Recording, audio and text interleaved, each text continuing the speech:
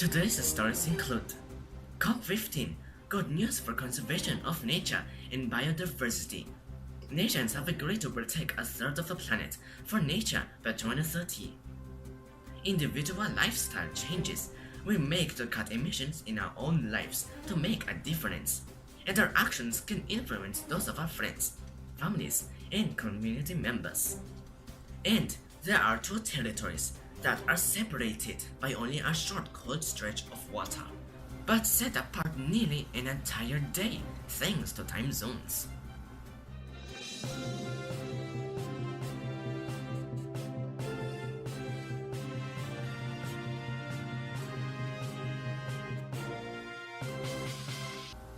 Hello, welcome to MW Newscast. My name is Michael. Let's get the news in detail. First story, nations forge historic deal to save its species.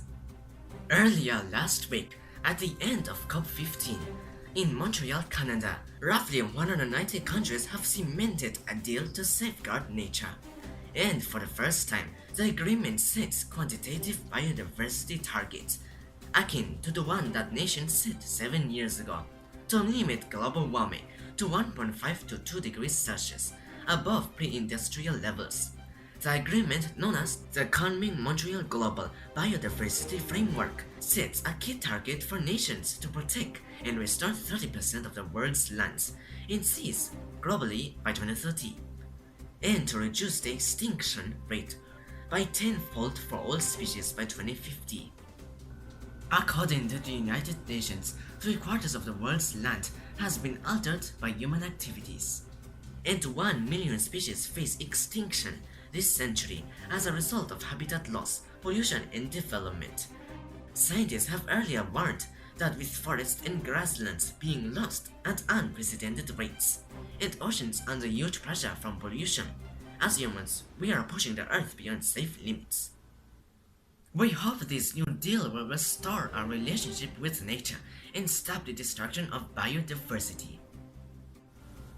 Next, in line with climate change, at individual level, we can also take some actions to reduce our carbon footprints. While world leaders are trying to tackle climate change by taking actions at macro level, we as individuals can also contribute our cent to protect the environment by reducing our carbon footprints. Carbon footprint is a concept used to quantify the impact of an activity, a person, a company, or a country on climate change. Almost everything we consume, whether goods or services, has gone through a production process. Each process involves the emission of carbon or greenhouse gases. For instance, on traveling, taking the plane emits 285 grams of carbon per kilometer, compared to 104 grams for a car and 14 grams for a train. And the same goes for the type of food you eat or the clothes you wear. Here are some things you can do to reduce your personal impact on the environment. Drive less and fly less unless really necessary. Reduce food waste and eat less red meat. Think about the clothes you buy and how often. Make your home energy efficient and reduce extra energy and costs in heating or cooling. Small changes can make a big difference in the long run.